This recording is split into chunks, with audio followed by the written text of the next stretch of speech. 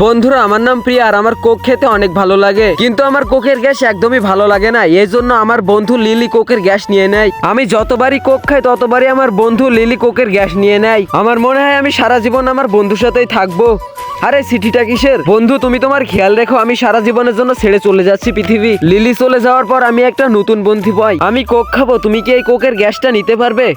তুমি কি পাগল হয়ে গেছো? তোমার সাথে আমি এমনটা কেন করব? এরপর আমি রাস্তা দিয়ে হাঁটছিলাম, তখনই দেখি আমার মাথার উপর দিয়ে কি জানি পড়তেছে। তখনই আমাকে লিলি বাঁচিয়ে নেয়। তুমি তো আমাকে ছেড়ে চলে গেছিলে, আর তোমার কাছে পাওয়ার কোথা থেকে আসলো? আমি তোমাকে ছেড়ে গেছিলাম, কিন্তু সত্যি কথাটা আজকে বলবো, আমি মানুষ না, আমি একজন এলিয়েন। আমি উপর থেকে দেখছিলাম তুমি অনেক বিপদে আছে, এই জন্য আমি তোমাকে বাঁচাতে আসলাম। আমরা এখন আর আলাদা হব না। এইসব শুনে আমার অনেক ভালো লাগতেছিল। আগামী 3 মিনিটের মধ্যে নক্ষত্র পৃথিবীতে পড়তে যাচ্ছে। ঋতু, তুই মন দিয়ে শোন, আমাকে পৃথিবীতে বাঁচাতেই হবে। পৃথিবীকে বাঁচাতে গিয়ে আমার বন্ধু লিলি শহীদ হয়ে যায়। Comment for next part.